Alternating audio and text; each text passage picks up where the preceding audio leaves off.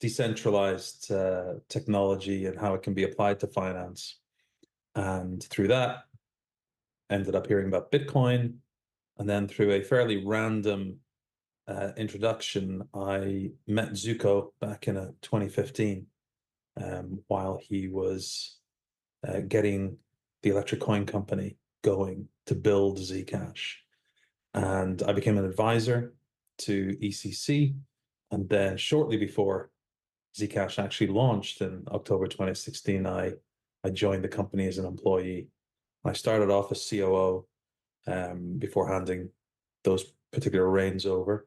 And I did various other roles kind of around project management, product management, finishing up focusing on regulatory relations.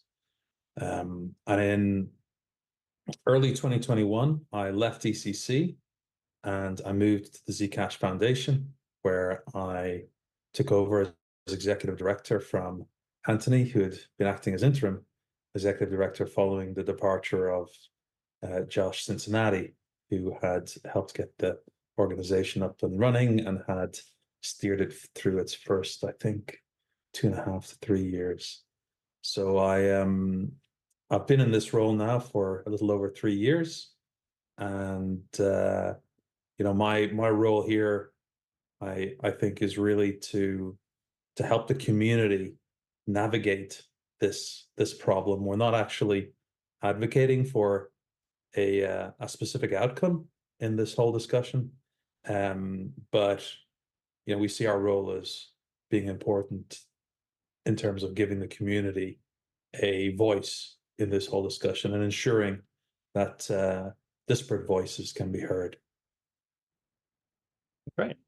G guy, is it G guy? I just see your written out quite often. I don't know how to pronounce it. G guy, yeah, that's it. That's the one. Yeah, so my background, software engineer, the nerdy kid, etc. Moving up the track, discovered blockchain, Bitcoin, all the rest of it, Ethereum, and now Zcash. And I am also on the ZCG, Zcash Community Grants Committee. I was elected in July 2023, so I've been there almost a year now. And I think I'm here because I speak out about what I think a dev fund could look like, and my primary sort of thoughts on the topics are I think it's important for funding in general to be decentralized, which I'll talk about later, I guess. And how can we enable the community to exercise their power, I guess you could say, to control what they think the outcomes should be. And finally, Noam Chom, who is probably not actually Noam Chomsky. No, I don't think Professor Chomsky is in the at this point in his career involved in Zcash. So I have a bachelor's of science in computer science and almost 20 years of experience in the software industry as someone that's worn a few hats. I've been a V&V engineer, a test engineer, quality assurance engineer, a variety of different roles that involve testing software and being a process regulator and working with project managers and software engineers and doing a little bit of small team management as well. I was dunked in the water in the crypto world in the Bitcoin 2013 bubble. Since then, I've just kind of participated in a handful of different crypto projects as, just sort of like a forum lurker, somebody elbowing people in the ribs. I imagine myself as a thought leader. I try and be respectful. I like to have, a debate. I like to ask critical questions. But all that's in the role as just sort of an activist retail investor.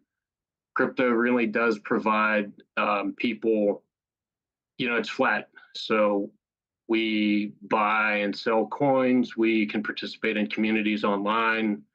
I think it's, that's part of the story that crypto gives to the world. It flattens an asset class, and it makes technology accessible. It makes a lot of things accessible that the S&P 500, the big companies don't. Things are not accessible in that respect. So, but yeah, for Zcash specifically, I've been here since 2018. I only got active in the forum when I found out about the forum in the kind of like the end of the 2021 excitement cycle. As a computer science guy and someone with a mind in software, the technology that Zcash's base layer has is, it's inspiring, it's innovative, it's world class, and so it's always been the technology that's kept me attracted to the project. And the forum exists as a place where hopefully more folks like myself can get involved and try and affect thinking and try and affect project direction and just represent what we all like about crypto, which is it's decentralized, it's flat, it's accessible, it's permissionless. That's why I'm here. Great. So I think it was, I'm getting feedback from somebody. Test. Okay, it's good. It's gone. So I think it was Vitalik Buterin who said at some point while arguing with probably Bitcoiners, maybe somebody else, that all consensus is social consensus. The idea being that, yeah, there's a lot of math and cryptography that's essential to the way cryptocurrencies operate. But at the end of the day, the decision by the several individual and autonomous participants on the network of which software to run, embodying which consensus rules, is a subjective social decision. And so that's the lens that I look through generally when I think about really hard choices about protocol rules. And the Dev Fund is one of those hard choices. At the end of the day, the Zcash Dev Fund will be whatever the software describes it. So if nobody changes that software, this Dev Fund expires.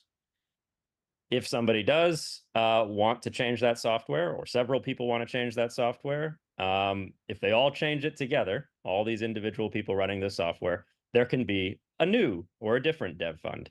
If some do one thing and some do another, we could have a break in consensus, a so-called contentious hard fork like ETH Classic and Ether.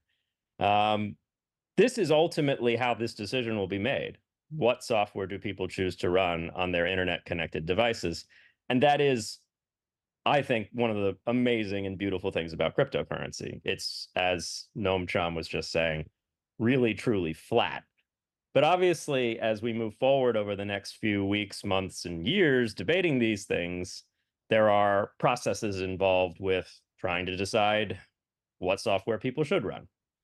Would somebody like to, for the benefit of the audience, especially for people who maybe are somewhat newer to the Zcash community, want to give a rough summary of some of those important processes and mechanisms so that before we get to an actual discussion of what should the next Dev Fund look like, or should there even be one, we can talk about sort of what are the lumpier parts of this big woolly ecosystem that will be relevant in making that decision.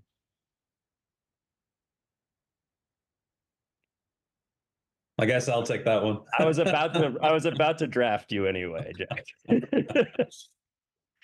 So, as you say, social consensus is the key decider. In practice, whether a change such as the institution or changes of a dev fund gets implemented on the Zcash blockchain through a change to the protocol is it's a matter for agreement between the Electric Coin Company and the Zcash Foundation. And the reason for that is because the Electric Coin Company registered Zcash and its logos as trademarks in various jurisdictions around the world. And what that meant was that, for example, during the really early days of Zcash, like really early, when somebody on the internet decided that they were going to fork Zcash, remove the founder's reward, and call it Zcash Classic, the electric coin company was able to say to them, you can't do that. And that was that's the use to which the trademark can be put. It can be put to other uses like taking down scam sites and whatnot, but that means that the trademark means that whoever controls that trademark gets to effectively decide what Zcash is. They can go to an exchange and say, that a coin that you're listing that you're calling Zcash, that's not Zcash because we have the trademark. We require you to delist it or stop calling it Zcash. Now, in I think it was 2019, before the current dev fund was put in place, the electric coin company and the Zcash Foundation reached an agreement, and that agreement is published. If you just search for Zcash trademark agreement, you can find the details of it, whereby ownership of the trademarks was transferred to the Zcash Foundation under an agreement which included various provisions around how the trademarks were to be protected and enforced and whatnot, but also included key provisions around how the use of the trademarks could be exercised to define what Zcash is. And essentially it says that if either ECC or the Zcash Foundation propose a network upgrade, which is the term we use for a change to the Zcash protocol, something that could, in theory, result in a hard fork, then both organizations must agree as to whether the new chain that results from that network upgrade will be called Zcash, or will not be called Zcash if the old chain should continue. And if both organizations do not agree, then neither chain can be called Zcash. So there's an element of mutually assured destruction, that a forcing function that requires that both organizations agree. Additionally, in that agreement, there's a requirement that both organizations respect the clear consensus of the Zcash community. Now, unfortunately, that how to assess the clear consensus isn't defined, but that essentially is how the process works at the moment from a sort of a legalistic perspective. Now, with regards to the original dev fund, what happened was both the Zcash Foundation and ECC, supported a grassroots process whereby various individuals and groups from the Zcash Foundation put forward proposals for how the Zcash ecosystem should be funded after the end of the founder's reward. I think there were 13 proposals. They were put to votes of the Zcash Foundation's Community Governance Panel, as it was called at the time. It's now called Zcash Community Advisory Panel. There was a forum vote for people who had been members of the forum for a certain amount of time. There was some coin holder voting in a very kind of ad hoc way. And there was, miners were invited to signal what they thought should happen, but none in the end did so. That process led to a narrowing down from 13 proposals to 3 that had garnered sufficient support to be included in the next stage, which was basically a negotiation or a conflation of these different proposals into a draft zip, which was then put to the community along with certain specific questions around some details. And that's what led to ZIP 1014. In terms of how we replicate that process, or how we follow that process, or how we repeat that process, that's something that we need to figure out. We, the Zcash Foundation, are committed to helping the Zcash community reach consensus on these questions. We haven't put forward our own proposal. We feel that, in our position, that could be seen as acting in a way that's not appropriate. Obviously, we are conflicted because the entirety of our funding comes from the Zcash Dev Fund. So we do hope that the Zcash community continues to fund us.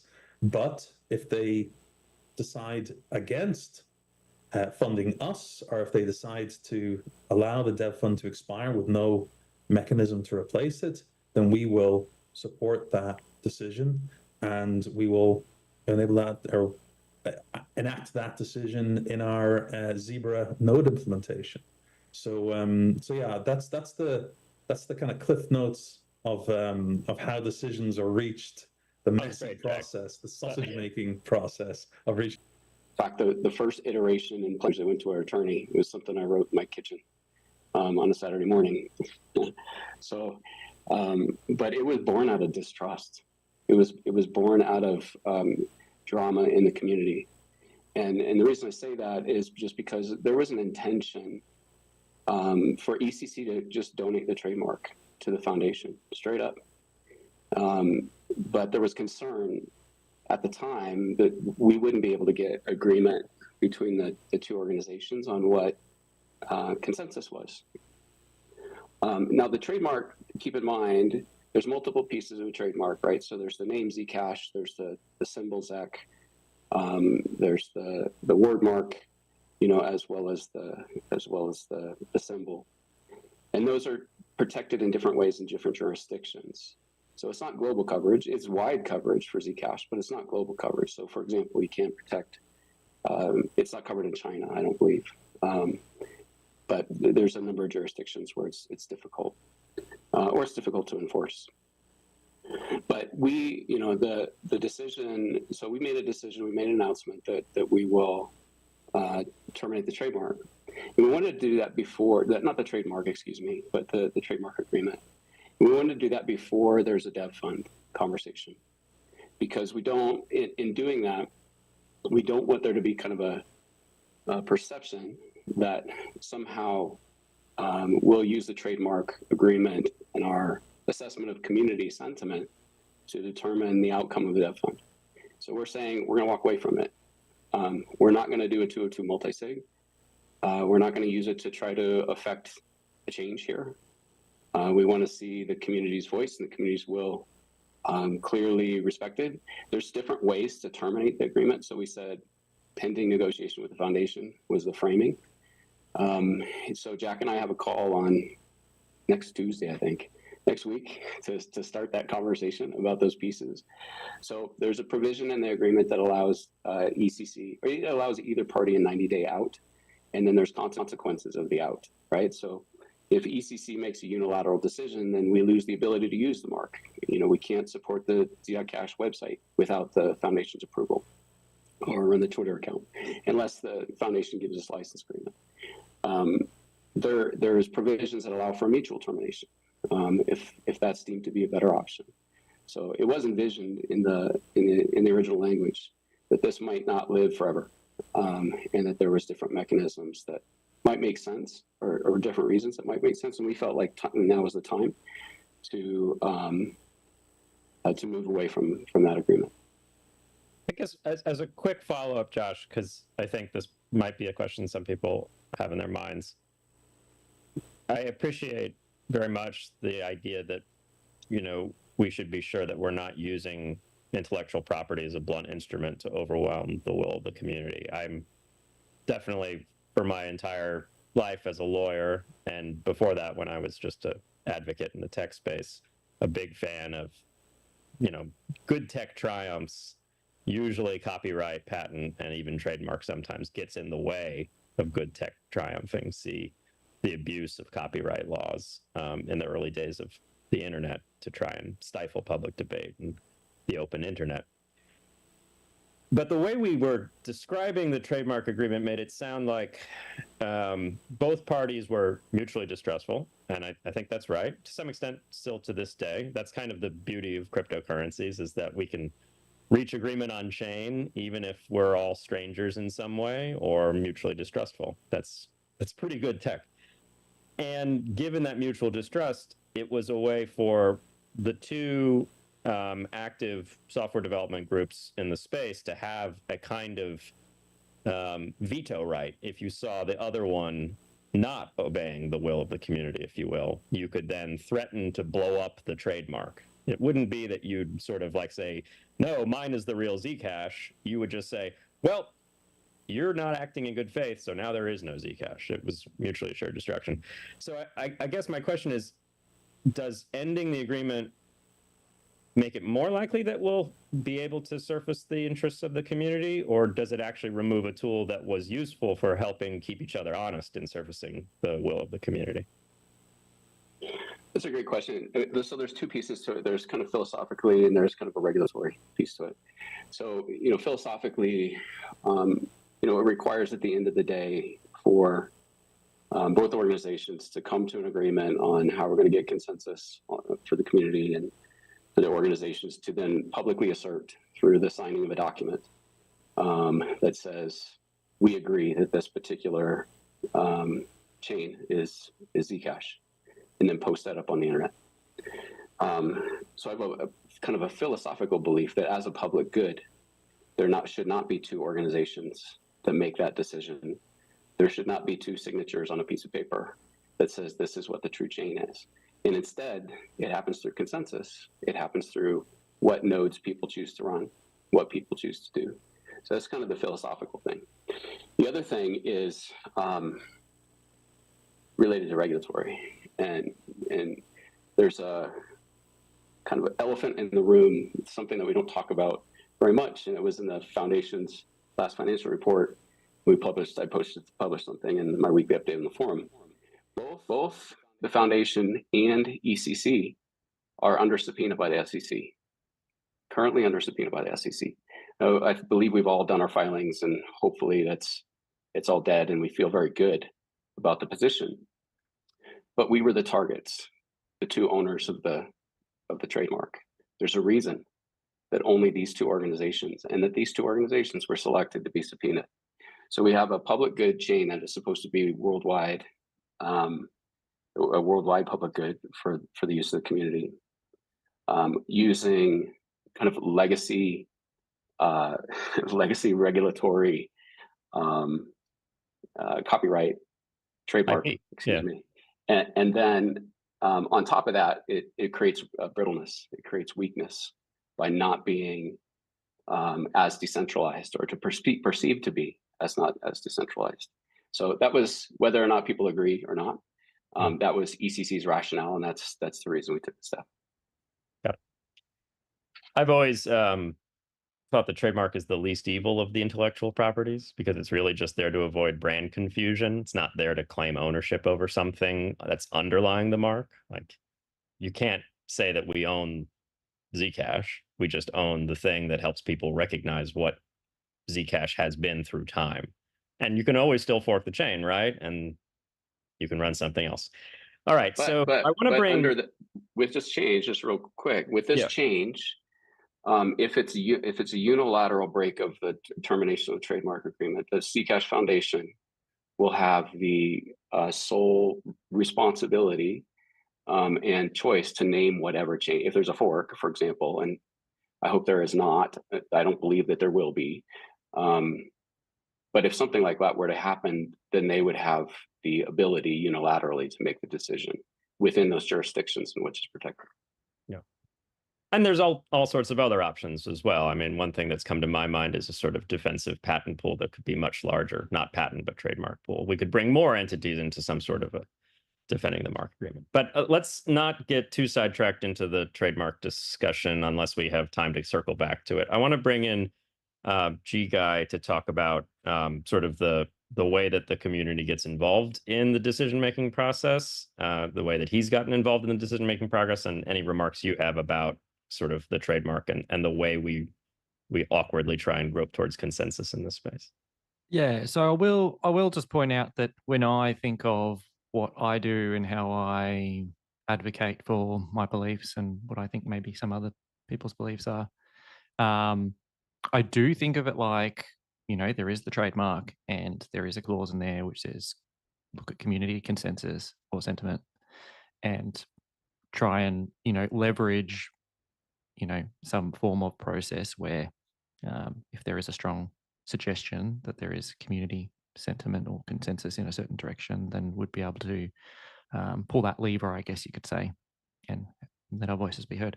But I don't want to get too bogged down in the trademark thing, because if the trademark just didn't exist at all, there is, for example, as we say, right, it's the nodes that people run that decide on thingo. But I was joking to someone only yesterday saying, well, wouldn't it be funny if I just announced, oh, look, I've got a Zcash go to my GitHub page, gguide/Zcash, and go run my node. Who's going to run that node? Not many people are going to run that node. So I think there's also some other, what powers can the community leverage that would allow them to, allow their decision-making processes and ideas be heard. And I think if there is no trademark, well, then other things become very important to that power, like domain names, right? If you go and say, I'm going to run a Zcash node, where's the most official place to find out where to get that? Well, Zcash.com or something like that. So I think those things become very powerful. So I think I don't want to get too bogged down, because I think community decision-making processes can work in both scenarios. I just think we need to make sure that the power is balanced, so that, for example, not one entity controls a Zcash.com domain, because then that becomes the power leverage that might make things more centralized or otherwise. So I think just reflecting on those things. And then, just talking more in general from a community decision-making process. I think that's what we have to do as a community, is to talk to each other publicly. Currently, we utilize Zcash forums a lot for that stuff. But I think that's how we make decisions. And if we can make sure that whatever outcomes we have from the dev fund allow us to leverage and follow those community sentiments, it's a good thing. Noam, do you want to jump in here? Yeah, I just had kind of like a metaphor to add, and I have a meme. I liked Josh's liberal use of memes in talk the other day. So some of us have been to big cities, and I remember this happened when I was a teenager. I had my first experience with like knockoff Rolex and knockoff Nike apparel. My belief about the trademark agreement is that, yes, there are important organizational and sort of like there's some legacy things to work through, but in the practical sense, the market will decide very quickly where the real Zcash is. So I don't think that, I understand that there are mechanics and processes in place that we've got to see to the end, but the market will know, the market will decide the real Zcash. I just kind of feel like, right, crypto is rampant with people trying to rip off technology and steal brand names and steal brand perception and steal the next like concept of a Pepe coin, Shiba Inu, or whatever it is. The market sorts things out quickly. So I think that also needs to be raised in this context of the trademark decision making. Yeah. The second item I had, I'm going to try and share. I only had 2 memes ready. So, and this first meme fits this topic. Eerily, I had kind of leveraged Josh's ship meme theme, and I wanted to call out the ship of Theseus paradox, where you could replace one plank and perhaps it's still a ship, but if you've replaced all planks and then 100 years later, you've had multiple captains, you've had multiple instances of planks replaced, we're in that situation. And Zcash, if we think this is going to exist for 100 years into the future, we've got to kind of have faith in the ecosystem that social consensus will determine the ship of Zcash. And so it's kind of like we're here carrying torches right now, and for the next 50 years, we're going to have different people carrying torches, different software engineers writing code, merging to trunk. You're going to have people that want to fork. It's ultimately social consensus that I think is going to let us understand what Zcash is.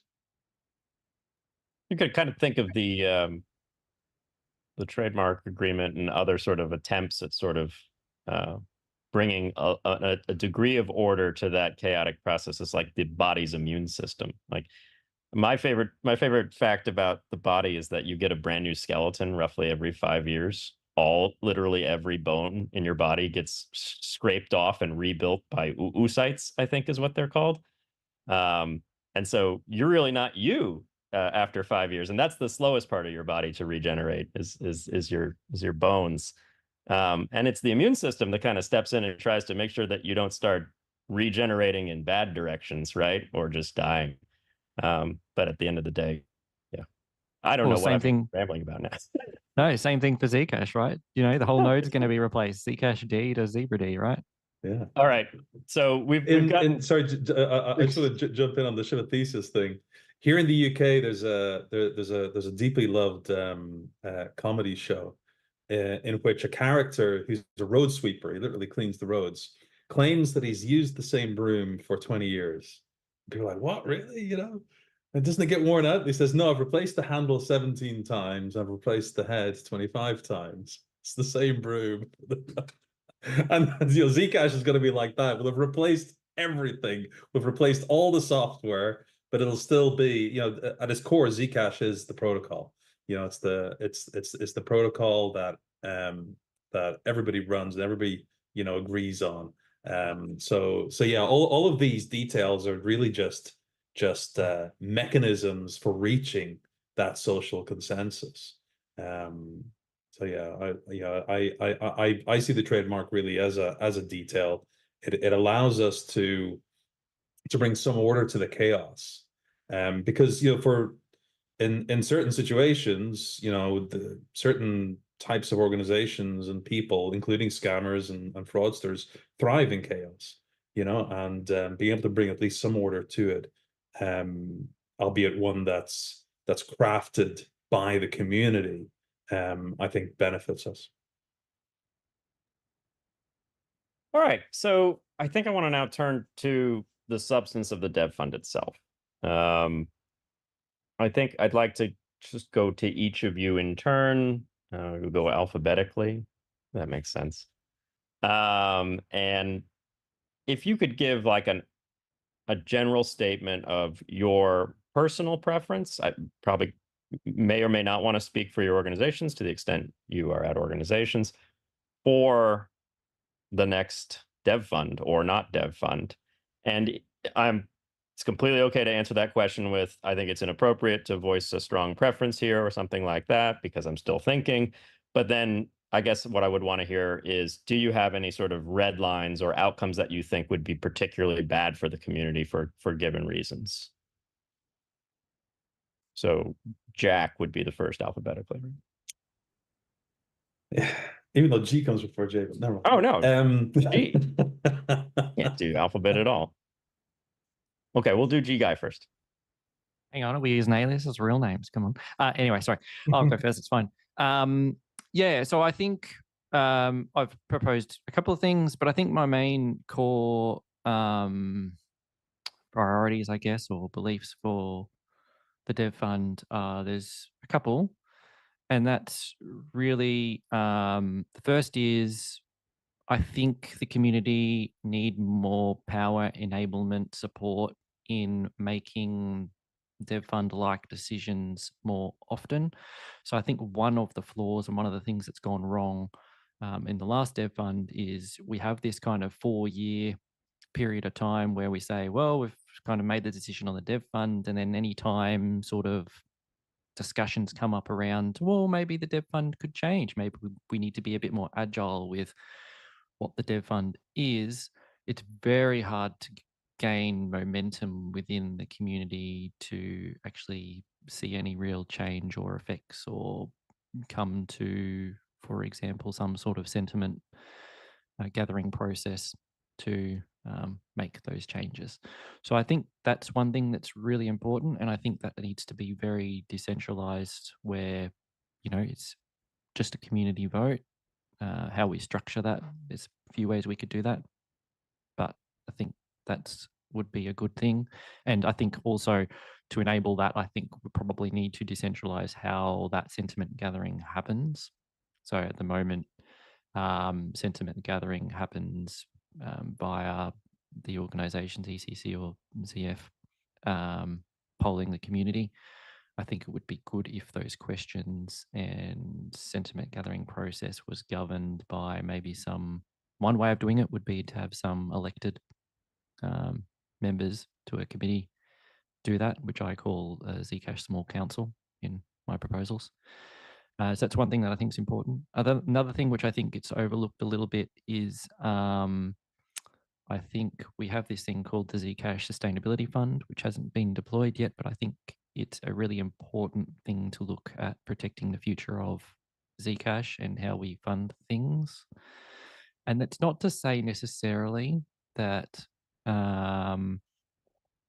that the only way Zcash is going to be successful is if a dev fund exists. I don't think that's necessarily the case. But when I think of the future of Zcash and what it could look like in 10, 20 years time or something like that, I hope it's going to be this thing that is used by heaps of people, and it's looked at as this kind of public good that is publicly goods funded in some way of fashion. And how do we do that? And one mechanism for doing that is to fund things like we do with mining, fund things through the issuance of ZEC. But I think it's important to reflect on the things that could potentially go wrong. Like one small example, just do it real quick, is OpenAI.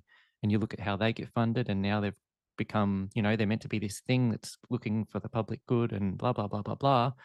But now they're almost solely funded by Microsoft. So it's like, well, it doesn't really matter what structures you have in place. There's a centralization of funding in that OpenAI agreement now, and it kind of feels like Microsoft then has a lot of power over what OpenAI does. And if that becomes AGI, what does that mean for the world and the people of the world? And is it good for centralization of funding? So I think protecting against centralization of funding is equally as important as some of the other things. So those are my two sort of main beliefs. How that comes into play, there's many mechanisms which we will probably discuss today, and I think they're all pretty valid. So I think we can all work together to make those work. I guess I'm next. It's funny that you mentioned the idea of an elected council to help shape this sort of process. Because we hear these ideas coming up on the forums and out of the community, and in some cases it feels like people are reconstructing the idea of the Zcash Foundation from first principles. Let's have a council or a board that's elected by the community that then exercises decisions or makes certain decisions on behalf of that community, and that's really what we do at the Zcash Foundation. The majority of the board, I'm a notable exception, are elected by ZCAP, which is a panel of over 180 members of the community, and they consult, the board consults with the community through ZCAP on key questions, and the board appoints someone to run the foundation, and they, in their madness, chose me. And I meet with the board. We met recently, and we have these great discussions, and we talk about what we should consult with the community on and what we shouldn't, and the sort of process of figuring out what the community wants. I think there are two clear options. Number one, you can go direct, and we do that with specific ZCAP votes, for example, electing members of the Zcash Community Grants Committee. And the ZCAP can elect a body to make decisions on the community's behalf, or we can go direct to ZCAP and say, here's a specific question, we want your input on it. And that, for example, an example of that is when the foundation consulted ZCAP about whether the foundation should make it a priority to keep Zcash ASIC resistant. And the community said that they should not. And that's one of the reasons why mining of Zcash is now dominated by ASICs. So another use where we go directly recently was for miner grants. We looked at we We looked at minor grants. We thought this is intended to be a fairly small, thing, so we can experiment with a bit. Let's see what happens if we go direct to the community and see how they make decisions about grants. And I think in fact, I personally think that the decisions made by ZCAP were a lot more conservative than even I would have been. I think I would have approved more of those grants. But yeah, like it's always going to be tricky trying to figure out how to make decisions, because decision making is a form of power. So by taking a role of stewarding the process of decision making, you're going to make yourself a target for those who want to influence the decision. And we see a lot of criticism of both myself personally and the Zcash Foundation as an entity. What I would say is that we do our best, we do listen, and at the end of the day, it's impossible to keep everybody happy. There are alternative ideas that people have suggested. People have talked about coin holder voting. People have talked about quadratic funding. These various ideas. But ultimately, I think the real test of whether someone believes in a mechanism for decision making is to embrace it themselves. And we've done so with ZCAP, because ZCAP is used to appoint our board. So before anybody else puts forward a proposal, I'd like to see them use it themselves for key decisions that directly affect them. So that kind of explains why we use ZCAP, and I'd emphasize that we are totally open to hearing and listening to input gathered, or polling gathered from other sources or through other mechanisms, so long as it's done in good faith. Like if we saw a decision made by ZCAP, but we saw overwhelming evidence from other sources that indicated that decision by ZCAP did not reflect the clear consensus of the Zcash community, then we would have a long, hard think about that and have a board meeting, discuss it. It's funny, Peter sometimes pushes back on me saying, I think this is something you should decide, Jack. And I'm like, no, this needs to be a board decision. But it means that we get that we get the benefit of that direct input from the community, along with a little bit of a sanity check, and of course the benefit of the experience and the expertise that sits on the board, particularly with regards to the legal aspects of it. We have, I think 3 or at least 2 lawyers and 1 law professor on the board at the moment, which is absolutely invaluable. And having a board like that means that board can receive legal advice. We can't necessarily share that legal advice with the rest of the community, because doing so would breach client attorney privilege and cause problems. But I would hope that people in the community trust that people like Peter, Marta, Andrew, Amber, and JW all have the best interests of the community at heart. Now, in terms of how we get how we reach a decision, like I said, we haven't put forward a proposal. My own personal view is that the Zcash project would benefit from ongoing funding. I think it definitely needs to evolve. I think it needs to be more focused. I think we need to listen more to the community in terms of what we should be prioritizing. I think that there's a question that will come up later around whether we should be focusing on building the rails or focusing on helping people build on top of those rails. And I think that my personal view is that we should be building the rails. That's obviously shaped by my own background and whatnot. But definitely I want to see it being more decentralized. And I think that it's important to remember that decentralization is not just about making decisions, and it's not just about who gets the money. It's also about capability. And it's taken us at the foundation, several years to build up the capability, to build software for Zcash, to build Zebra. And I would caution against, jumping to the conclusion that you know, just giving money to another organization is going to mean that they can instantly start to, you know, contribute meaningfully. I should give a shout out to Kedit, who have that capability in terms of their expertise of zero knowledge proofs and whatnot. So it's a difficult problem to figure out how to craft the question that we're going to put, or the questions that we're going to pose to the community. There have been a bunch of different proposals. You know, some of them fit within there are certain commonalities that you can break them down into, like the percentage of issuance, the duration of the fund, the who receives it, and how those funds get split.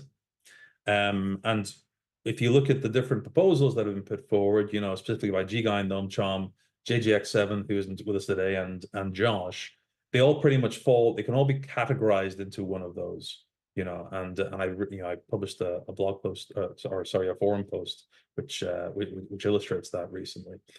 I think the process of reaching consensus is going to be iterative. We're not going to just have a single vote and then that's it.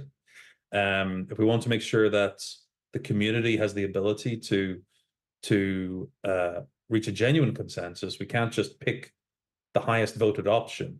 We have to narrow things down, discard the options that have the least support, and then, you know, try to see if we can get consensus on one of the remaining options.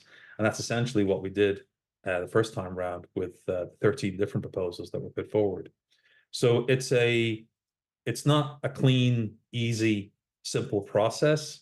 It's messy, and, you know, those sausages will be made in public.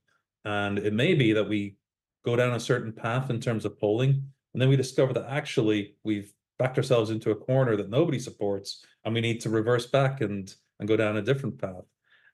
But, you know, I can say that, you know, we at the foundation are 100% committed to making sure that the community has the opportunity to collectively share their views on what should happen, and we are committed to enacting that, even if it defunds the foundation and we end up facing the prospect of eventually having to shut down. Josh? Okay, so the question is a perspective on it, or if we want to give a perspective on the fund. And we have, you know, we've taken a position. So, I think there's Dodger broke it down in some different ways. I think there's two fundamental questions. Is there debt? Should there be a debt fund? And if there is a debt fund, what should the structure be of that thing? So the first question, should there be a debt fund? Right. That's one that I hope that the foundation and others ask the community very clearly, A or B, right? So ECC would welcome a debt fund. I think SZF would welcome a debt fund.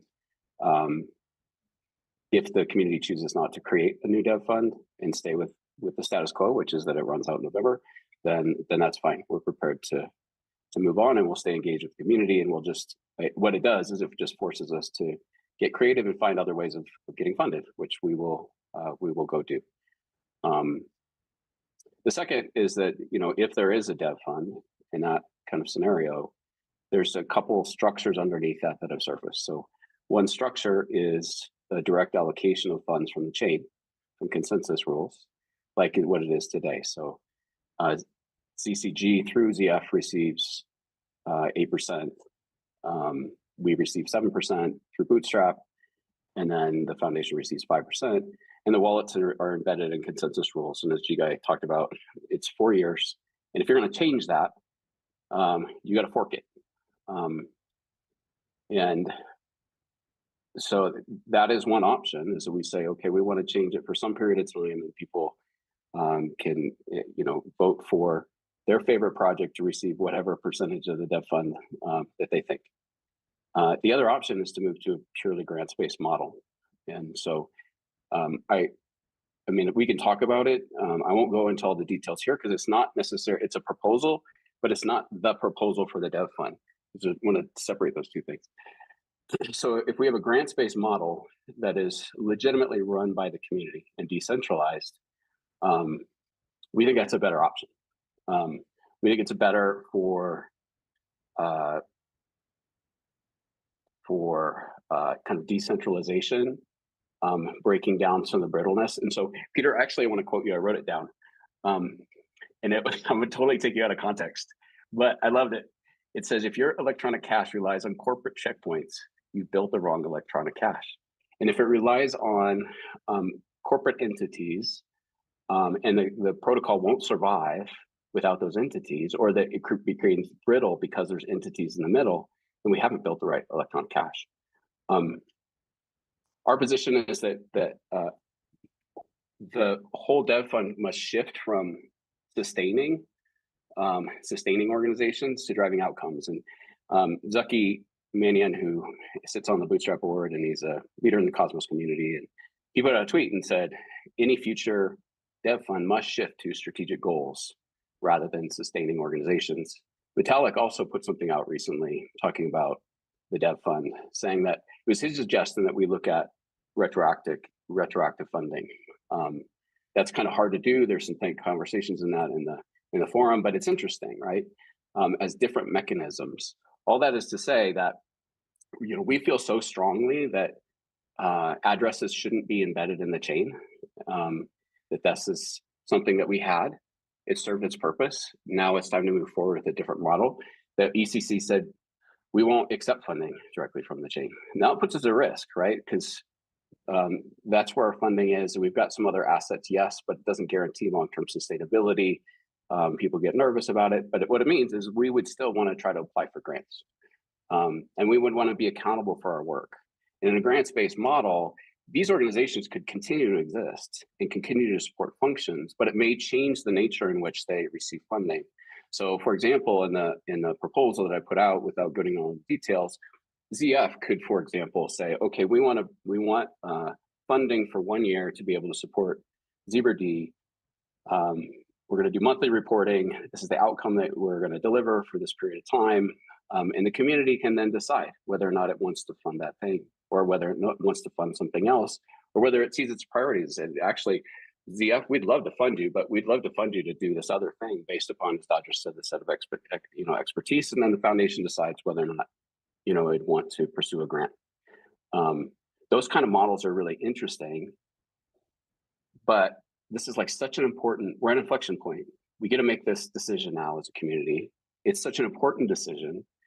Let's not screw it up. We have weeks, not months, to make a decision to get any kind of change in the consensus rules ahead of a November activation, if we're trying to get something in when the current at the current halving, when the fund runs out. So my suggestion or proposal to the community is to say, yes, let's move to a more decentralized mechanism that drives outcomes, that has greater community involvement.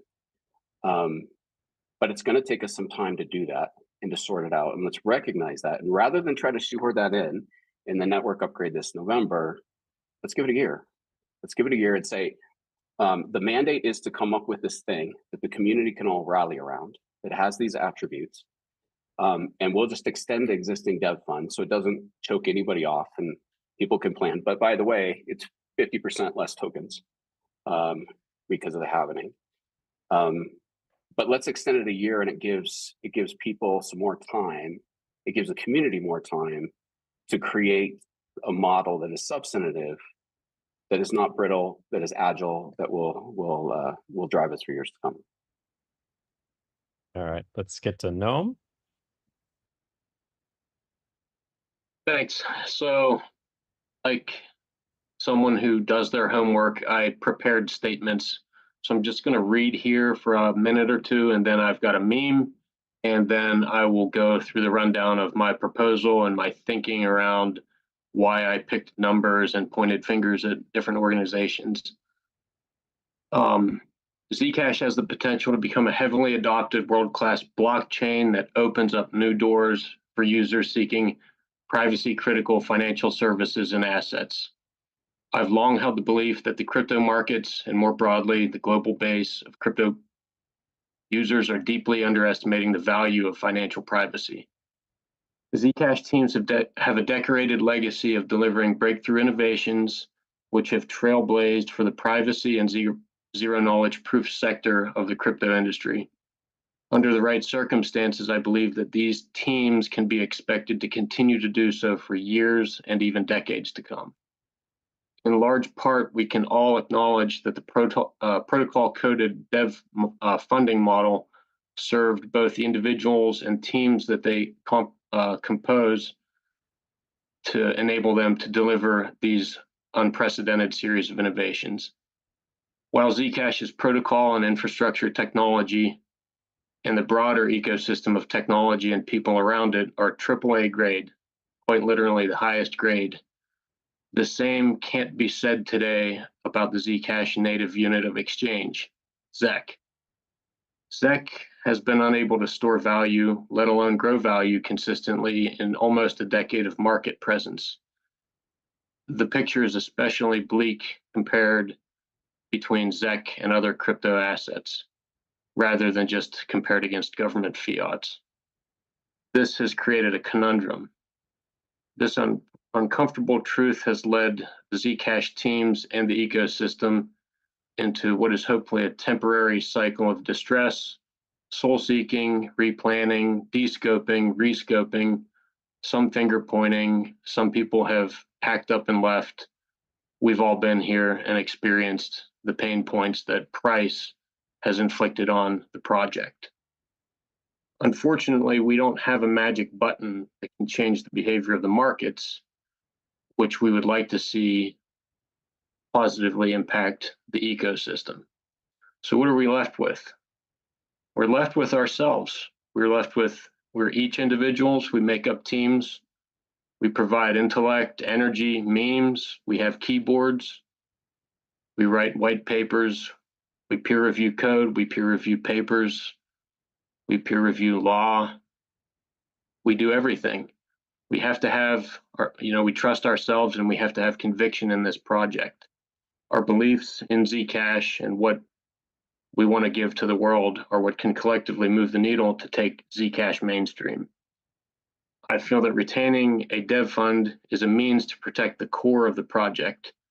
The people who have the infrastructure knowledge, the people who have the legal knowledge, who understand the corporate knowledge, people who have invested countless hours, and the people who invest to continue to spend countless hours in the future. And we would like to protect the organizations that have been built, and these are US based, and they've been built to serve Zcash and serve everyone else in the community that does the building and the delivery. Thanks. So now I've got a meme. By the way, I'm a software test engineer, not a car salesman.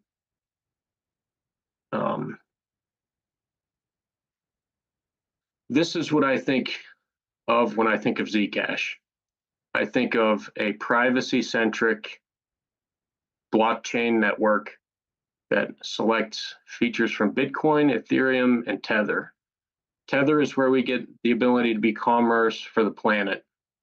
People spend in fiat, not crypto assets. Crypto assets are stores of value. They are scarce, and they are, they're everything else that we love. Ethereum is programmable. It has second layer application features. It has meme coins. It has DeFi. It has everything that, the Zebra node upgrade is slowly going to begin to deliver on. This is what I think we're looking for in the future. And hopefully if I'm talking about a ship of Theseus of Zcash, we're all seeing something like this. The bonus meme, if I click the right button here and paint, is this, right? The dev fund is it's a marriage proposal. Does your organization want to be married to the Zcash protocol for the next 4 years? A grants-based model is more like swiping around on Tinder. So your organization can continue to stay, to stay involved, but there's nothing, we're not setting up things like marriage. My thinking is very, I've gone back and forth on this. Some of you that have noted my position. A year and a half ago, I was advocating against the dev fund, but as I've thought heavily on it, I think that it creates an obligation that is stronger than a grants only model. So, and I do like the idea of a grants model, but I think that there's like maybe a more appropriate transition phase. I'm not sure if we're ready to jump the gap to grants only. Again, this is all up for debate. So the details of my proposal, I am recommending that we invite Kedit and Shielded Labs into direct block subsidy. I think this is because they are two organizations that are slowly trying to build subject matter expertise at the protocol layer. I think that there's a risk at losing those organizations. So I think block subsidy gives them an incentive to stick around and to feel more than just fortunate to have had temporary grants approved. The second thing that's notable is that rather than 20%, the total allocation that I've proposed is 15. I think that, part of the distress that we're kind of looking at as investors, speculators, and builders is that, ZEC it doesn't look like a great crypto asset right now. And having whether we stop it or not will create scarcity that, likely changes everyone's, treasury balance at the end of the day. But we don't know what the market is going to do. Nobody knows what the market's going to do.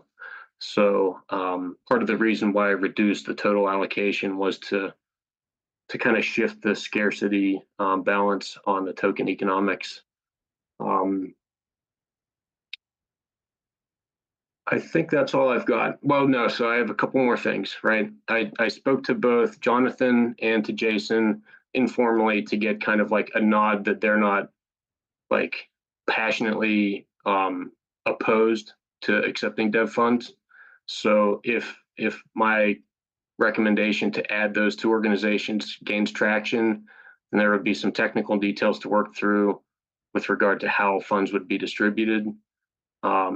Jonathan had noted that it might make sense to ask Jack Nicely for the ZF to act as a kind of a custodian to Kedit like they do for ZCG right now. That might make sense. That's all up to future discussions. And then the last thing that I added, right? So I just sort of said that, okay, this is a copy paste from 1013. I think in general, 1013 is very well written, but I did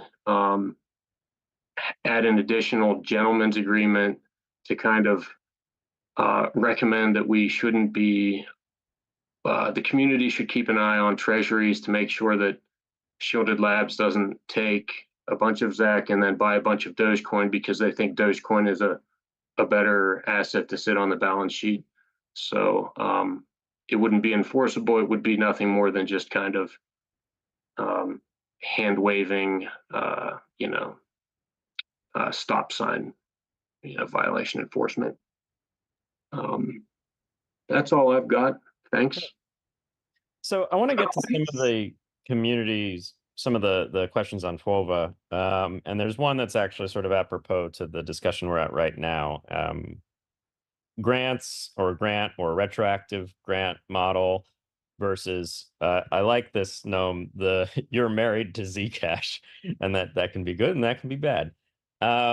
We had a question that said ECC stated they wouldn't be receiving funds, that they wouldn't want to receive funds on a hard-coded address. If direct funding is the accepted proposal and ECC ends up requesting large grants from ZCG, wouldn't that disrupt the grants balance? Like when Cardano funding companies ended up being granted all the fund money because of their weight, wouldn't that alter fairness in the ecosystem? So I feel like we can be a little broader about this question too, and just generally talk about the advantages and disadvantages of a grants model versus a more long-term commitment model.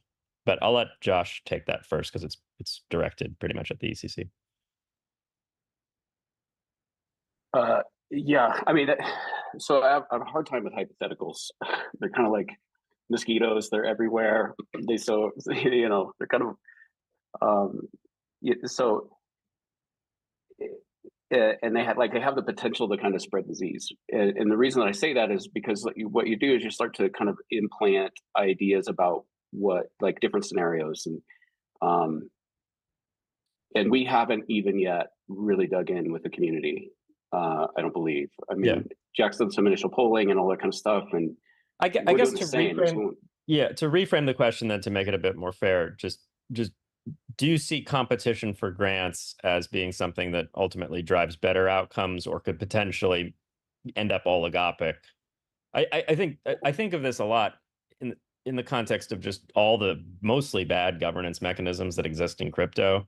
It's like, yeah, you could do direct coin holder voting, but then, you know, the giant VCs that own all the coins end up running the show on several large DeFi projects I know of that I won't name by name. And yeah, there's a centralization aspect to having a nonprofit foundation as a hard-coded recipient, but at least they're a nonprofit foundation and not a VC that's actually secretly running the show, right? So, like, how much do we want to rely on some sort of on-chain or quasi-on-chain mechanism for grant making and grant requests and grant funding versus soft power, which is like, we have a nonprofit with a mission and we do things transparently, so you're going to see if we're not living up to it, right? Yeah, but there's a question is, and I'm not saying that the foundation's doing a bad job, but is there, if the community says the foundation's doing a bad job, can we fire them? And so that, you know, and fund somebody else who we think would do a better job, right? And we're talking about the marriage stuff. There is a concept of, like, is there a way to get a divorce, or are you just locked in no matter what? Sure. Well, Jonathan immediately. Go ahead. Well, if it's okay, let me explain. So the grant-based model I put out there, I'm concerned about the same things. So in that kind of a model, it's a K of N multi-sig on funding for grants with independent organizations and broad community representation who all get the ability to sign. And to say somebody submits a grant, there's some kind of arbitrary threshold on what that is, or there's some kind of threshold that's set based upon what that is. The people that are participating in that key signing can change over time. So that can be flexible without having to do consensus change. So as organizations come in or come out, they participate in that structure. And then the organization, if an organization is a holder of a key and they apply for the grant, then obviously they have to abstain. But you get the signatures and the funds get released, and you can do shorter bursts of time that drive accountability for outcomes, to say, in order to get this money, it's not based on what I've done in the past. I've been a good guy in the past. You should continue to give me money for the next 4 years because I'll be a good guy for the next 4 years. I don't know what 4 years looks like. I don't think we have 4 years. Like, to Noam's point, like, we're falling behind. We're not moving fast enough. And so how do we incent organizations to do more quicker and get paid based upon accountable results? And I think that kind of a model, and I also think that it helps drive alignment. So one of the questions in the community has been, like, do we all have separate goals, or do we have common alignment? If you've got a broad representation, you have a group of people that are signing for funding, and they are independently making an assessment as to whether or not this thing should be funded, then that demonstrates alignment, and it helps kind of narrow the funding to the things that the broader community wants the most. So thank you for reframing that question. That helped me out a ton. And whoever asked it, I'm sorry, I'm not meaning to insult that. I understand the risk. No, it's good. I think that would be satisfying to them as well. Yeah. Okay. Did somebody want to respond to that? I don't have anything to disagree with, but I just wanted to add. So I have almost 10 years of experience with, organizations that have human safety rated software. And some of the software engineers that I have worked with have, they have code commits from 1995 on braking and propulsion systems and transportation enterprises. So subject matter expertise is something that we have to talk about. The ECC and the ZF are sitting on it. And there's no way to kind of like force people to become subject matter experts if it's even possible with regard to the Zcash protocol layer. So we can go through the abstract. I think we all agree in in the ideal sense. I agree with Josh. Like, we need to spread out competency, beyond just two organizations, but in a very practical sense, it's a huge challenge. And I think that we need to be making sure to balance how fast we think that can actually be done. So, I just wanted to add that point. Like, we need to be talking about subject matter expertise, because giving someone's organization a grant for $500,000 to do something in 6 months runs the risk that they kind of look at Zcash's protocol. They put forward a very responsible proposal, but at the end of 6 months, they could still be scratching their head, because there's, there are these learning curves. There's like a point of inertia that most software engineers break. There's, we've got to just acknowledge that there's so much in-house human capital with the ZF and the ECC, and I think slowly KEDIT is getting there. I just think that there's like, what is the balance, and what is the timeline, and what's really practically going to work? Jack? Yeah, I think there's two ways of looking at this. The one approach is to say, this is what we should do, and this is why, because it solves these problems. Another approach is to look at the problems and to see whether we agree that they are in fact problems, and then to brainstorm the best solutions to them. So, a great example, I think, is the problem that the first dev fund was locked in for 4 years. Now, in reality, that wasn't the case, because if the ZIP 1014 was changed on a number of occasions, and so anybody could have proposed a change, and if there had been sufficient, I think, community support for it, I'm pretty sure that ECC and ZF would have considered it. But I do agree that there was this anchoring effect in place, that because it said 4 years, everybody kind of assumed it was going to last 4 years.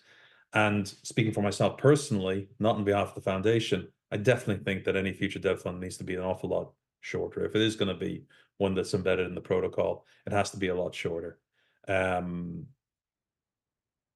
or there needs to be an expectation and a willingness to make changes to it regularly. So if we look at the Zcash Community Grants Committee, there's turnover, there's regular turnover there. There's no expectation that the same people are going to be there for 4 years. There are scheduled elections that take place, and we could have a similar thing, even if the dev fund is embedded in the protocol. The whole subject matter expert thing, is a really important one, because it touches a few different aspects, and one of those aspects is that, and it was Cody Burns who kind of highlighted this on the forum recently, and it's something that has been an issue for years. Because of the Founders Reward, and then because the Dev Fund came around, there has been this attitude, I think, of don't pay, don't play. And I'm quoting Cody Burns directly there.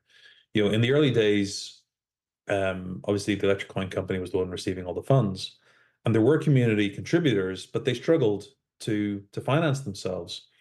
And ECC, and I was a key part of this decision as well. And with hindsight, I wish we'd looked at it in a different light. We took the view that we didn't want to fund everything that was being done for Zcash, because that would lead to people becoming reliant on ECC. In a way, that's kind of been what's happened with the dev fund. Nobody's building stuff for Zcash, or very few people are building stuff for Zcash, unless they're receiving a grant of some kind. And I'm not sure how to fix that. Some people have said, look, we just need to cut it off and let the thing sink or swim. And then I for one would continue to work on Zcash in whatever capacity I could, and support it, and to try to contribute to it, but I wouldn't be able to do so full time. And I don't think that I think very few of the people who currently do so full time would be able to continue to to do that. There's a separate conversation to be had about the runways that different organizations have, but yeah. So the subject matter expertise, is highly concentrated, and it was something that I struggled with when I was trying to build an organization that could build Zebra. We didn't have the option of bringing in expertise from the electric coin company, and that meant that we had to build it from scratch, and that took time. And we have a huge advantage in Kedit, in that they already have the zero knowledge proofs expertise that is, they are now using to build ZSAs. And I think that that's a great example of where we've managed to draw in an organization, a team who have expertise that they can immediately contribute to the underlying protocol. And I think it's important that we make sure we're able to continue doing that. At the same time, we need to make sure that we avoid a tragedy of the commons where people only want to work on the interesting stuff. We've seen this with Zcash. The Zcash has been deprecated. There's no interest on the part of ECC to upgrade it and to maintain it. And there's a gap now. There's a gap between the capabilities that Zcash offers and what's available through Zebra and other solutions.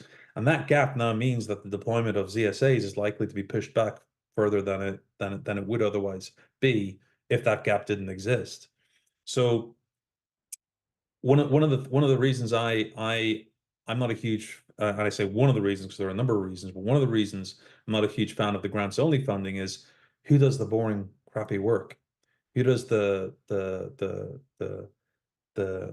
unpopular, boring work that no talented developer really wants to do, but they do so reluctantly because they're told to, in a world where everything is grant funded, then everybody's going to be saying, look at this great idea I've got, and it's so sexy and it's so cool and it gets everybody's support. And meanwhile, the guy is going, hey, we need to keep the electricity running. We need to keep the sewage getting pumped. Isn't anywhere near as sexy. So that's a risk that I see with a pure grants funded. Yeah. Public goods aren't very sexy, which is why they're chronically underfunded, and because you can't exclude free riders. G guy, you're muted. Sorry, I clicked unhand. So I'll be quick because I know we're running out of time, but I think it's important to note that my proposal kind of fits with some of the ideas of grants-based funding. My proposal absolutely was around the ideas that the organizations or the receiver of the dev funds, their portion declines over time, so less reliant over time.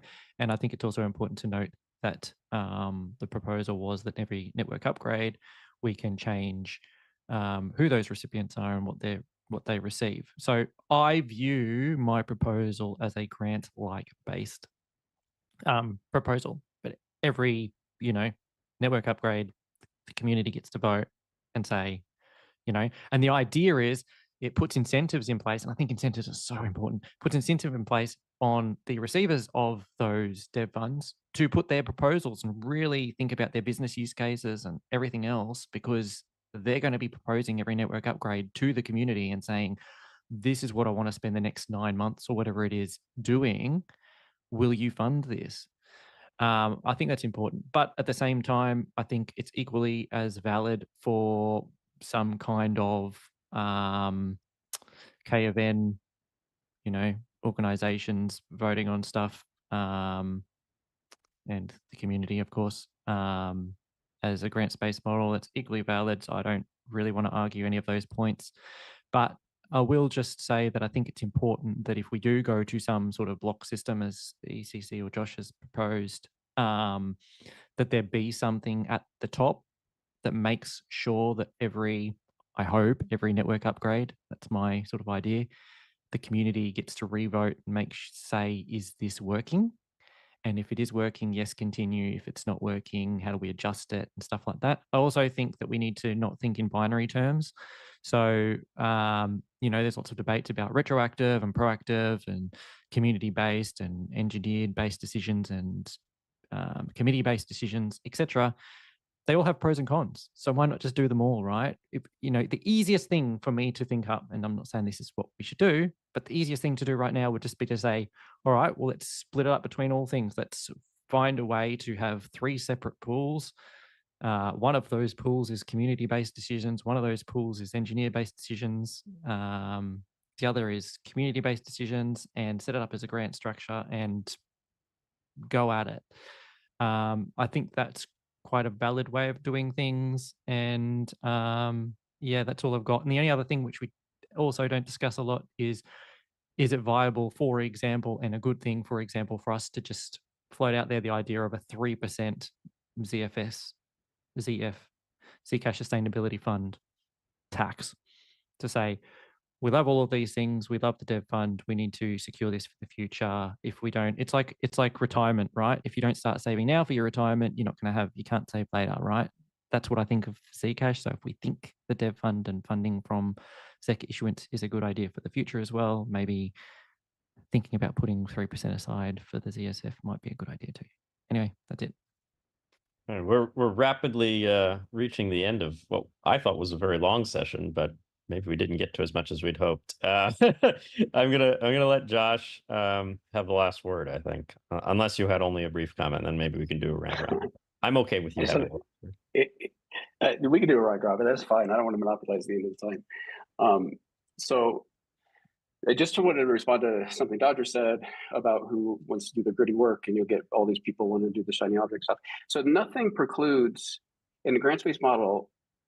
One, it's not a tragedy of the commons because it is getting funding off the chain. So there's funding available. And 2, nothing precludes any organization from receiving long-term funding, including whatever that ball of materials is that they're requesting funding for. So if any organization said, like ECC went forward and say, okay, we would like you to fund our full operations for the next 4 years, I would probably assume that the community would say no. Like, we want to see some kind of accountability, we want to see tighter deadlines, we want to see, but there's some kind of middle ground possibility. And so it doesn't necessarily dissuade for somebody from participating in that way. Sometimes we think about grants in very discrete little balls, right? And it's like this piece of work, there's no overhead involved. We say, we know to run these organizations, there's overhead involved. We've got HR processes, we've got stuff, so that kind of stuff can be in a grant. It also allows for like some novel kinds of things so ZCG, for example, there's been conversations that the ZCG members get paid more for the amount of work that they're doing.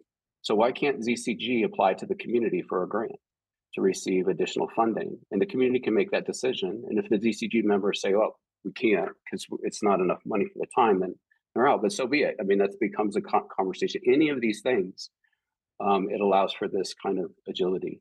Maybe the final word that I'll say is one of the challenges is we have this, if we agree that Zcash is a public good, we're taking organizations with all their flaws, right? Flaws is maybe not the right word, with all of the kind of fragility that goes with it. Like, do they have funding available? They're in a regulated, area that we've seen the crackdowns. Does that get more heated? Leadership changes, employees change, there's attrition. So they may not be as good as they once were. They may be more good as they once were. But we're taking these organizations and saying for some period of time, we're going to bed them into a public good, into a worldwide public good. We get to choose these wallets, and they have this guaranteed funding out of that public good. I just think there's a better model where we don't directly tie specific organizations to the chain. So to sort of round up the discussion, I want to let our audience know that I've seen most of your questions on WOVA, I think, and there's a bunch of really good questions that have come up about specifically funding certain types of things with the dev fund. Like, a great question just came in about more funding for things like community education projects like ZecHub and Zcash Brazil. We We had two questions about the choices, perhaps best exemplified by the choices of the foundation, but general choices to favor infrastructure versus, say, use cases and say shopkeepers was the example in the question. I have not posed these questions in part because we only have so much time, and because these are sort of questions about what should we spend money on, not how should the dev fund be structured. And if anything, these questions indicate that there's at least some preference in the community to structure the dev fund in a way where the community can directly sort of request funds for certain purposes rather than rely on organizations to sort of figure that out for themselves, even if they're nonprofits that have to embody the will of the community. So to give everyone sort of a last word, I want you to say, like, what's the thing? Let's end on a positive note. What's the thing you would really like to see the public good better funded in this future dev fund or not dev fund? What's the thing that makes you really excited about building in the next 1 year, if that's the epoch for the next dev fund, or the next 4 years, or let's keep it, soon. We'll go around in the order we did before. So G Guy, Dodger, Josh, and then Gnome. What to fund? Okay, so get it, great. Community things, great. Security, great. And also, I think we also need to. It's very easy in times like this to say, constraints on financial constraints, but I think we also need to make sure there's some sort of out of the box thinking and innovation occurring, because if you stagnate for too long, you very much become a thing of the past, I think. And then all of the other things, I think proof of stake is very important. I also think scalability is very important and very underappreciated. We really need to look at those things. So how we fund all of those, who knows? But I think it's like, but I think just to reflect one last reflection on the comment that you made and community-based funding and stuff like that, I think it is important that there are different, not sources, but different decision makers in funding processes. Like the engineers are going to know best about engineering type projects and protocol type projects. The community is going to know best about community type projects. Committees might be best for outreach like things and interview like processes. Like ZCG, for example, when we hired the Zcash community security lead, is that what it's called? I've forgotten now. Mind blank. We interviewed like 8 or 9 organizations to do that. It was a really big task. A community on their own can't do that. Engineers shouldn't be wasting their time doing that. So I think that there's room for those things to occur. So I think, when we think about these structures, put them in place so that we get the pros of all of the different entities and stuff like that. Let's not think in binary terms and think this is the only way. And we'll have good outcomes for Zcash if we do that, I think. Jack? So first of all, the thing I'm most excited about is ZSAs finally, the Zcash as a product hasn't significantly changed in nearly 8 years. And I'm so looking forward to the rest of the world has moved on and we've been kind of stuck with the same thing. And the various reasons for that, including, kind of tech debt that needed to be, resolved and gotten rid of. But oh my God, I'm so looking forward to having new functionality. And there's a lot of things that we can focus on have been named: community and Rails and engineering and research and all the rest. And I think what I would love to see, happen, I'm not sure it's gonna happen, but what I'd love to see happen is a sense of or a set of priorities emerge, very clear hierarchy of priorities, and a sense of urgency about those priorities. I really worry that we've been kind of fiddling around the edges and trying to and allowing perfection in certain cases to be very much the enemy of progress. And meanwhile, the rest of the world has been innovating and moving forward. So I'm a big fan of something that Steve Jobs once said, which was that focus is about saying no to lots of things, and saying no can be really, really uncomfortable. Yes, we should have community. engagement. We should have people building stuff on Zcash and whatnot. But if you're honest with yourself about when it comes to setting priorities, you have to say no to everything that's not going to be one of your priorities. If you say yes to everything, then nothing's a priority. And that's what I did when I joined the foundation. I said, right, we're going to focus on Zebra, we're going to focus on Frost, and we're going to focus on community support. And as we move forward, that's been our focus for the last 3 years. And there are lots of things that have come in, and we've had to say no to them. And there have obviously, we've done other little things that fall outside of those areas. But I think it's really important to remember that at the end of the day, Zcash itself, the protocol itself, is a product that competes with a whole bunch of other products, most of which do not include privacy. We have to make sure that Zcash is able to stand on its own 2 feet against something like Bitcoin, against something like Ethereum. And if people are looking at something like Ethereum and they're going, well, this gives me the ability to run smart contracts, and that becomes a key differentiating factor for them, then we need to be looking at that as well. It doesn't matter how pretty, it doesn't matter how many great meetups you have, it doesn't matter how great ZCon is, and I have to say it's pretty great. I'm very impressed with the team with the job that the ops and comms and media team have done. I can take no credit for it whatsoever.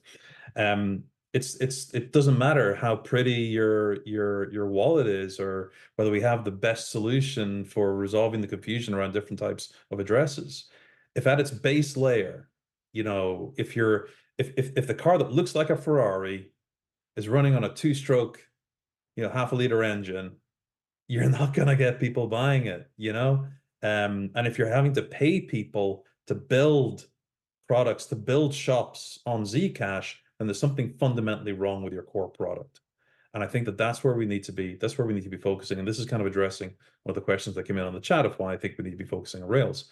I don't think we focused on Rails enough over the past 4 years. In fact, over the past 7 years, I would say. I think that we haven't listened to the market. We haven't, looked at what's really important. What is it that's driving people to use these new forms of currency, and making sure that we're able to deliver them both those key differentiating features that they want and the privacy that we believe is important. Okay. Josh? Yeah, adoption. So,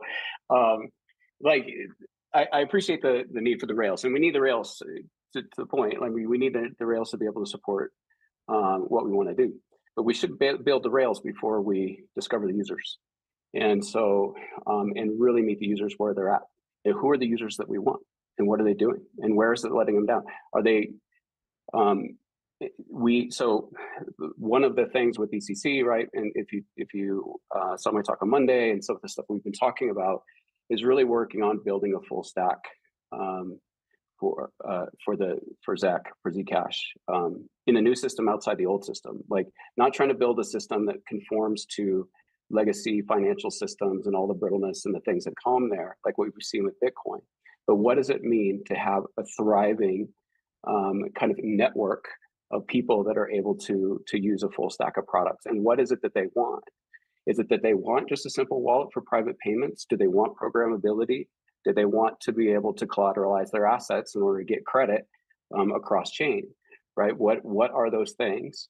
And let's build those things. And if we're building the wrong things, we're going to know pretty quickly, because folks aren't going to use it. Right now, folks aren't using it enough.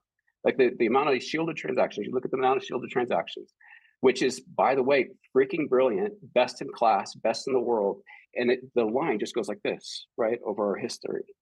We haven't driven enough adoption. So that's where I'm hoping we get to, is that we get that moment where we have the full stack of tools that are available for users that allow this thing to kind of really take off. Noam, last word? Sure. So I've got remarks and then a joke that I just came up with. So tune out. Beware, you're warned. Not a meme? I'm shocked. No, this is off the top of my head. Zcash, I think that the dev fund, I'm advocating for it. I think that there is infrastructure work, there's protocol R&D, there's maintenance, there are, keeping subject matter experts happy, comfortable, and productive. I think that direct subsidy makes sense for that context. But I also welcome a broadening and growth of everything else that we could consider as grant-based. That's media, education, outreach, legal, podcasts, conferences. I think that we can probably all agree that most work going into Zcash could be divided across some sort of line that either involves software or it involved soft social skills and other things like that. That's kind of the base of what my beliefs are. So the joke, what happens when a software engineer retires? The answer, right? They become either a 38-year-old project manager at an enterprise company, or they become a 68-year-old chicken farmer. My opinion is that Zcash should strive to produce as many chicken farmers as possible. We want our human capital to be in the ecosystem for a long time. We don't want to overbloat the organization with managers. We want, I'm talking about subject matter experts because in my day job, I work with them. I test their code. I occasionally break their code. They occasionally rewrite software. Zcash, the zero knowledge proof sector of cryptocurrency, is just, it's at the cutting edge, and the talent that exists that can interact with the protocol, we got to protect them at all costs. We want farm fresh eggs. We want eggs. Yeah, that's right. We eventually want nice eggs. Excellent. Well, thank you to the four of you for participating on this long discussion, but a valuable discussion. I want to urge the panelists to keep checking the WOVA app, and I want to urge the audience to vote for questions on that app that haven't been addressed in this panel, and we can keep the discussion going in text. So with that, thank you all for listening. Have a great day. Thank you, Peter. Thanks, everybody. Thanks so much. Great to speak to y'all.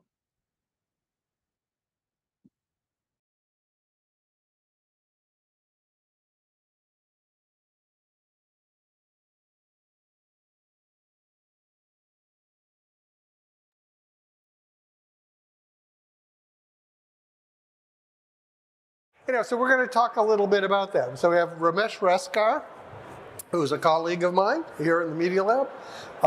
He's the winner of the Lemelson Prize, the SIGGRAPH Prize. You have, what, 100 patents now? Something like that. Oh, crazy.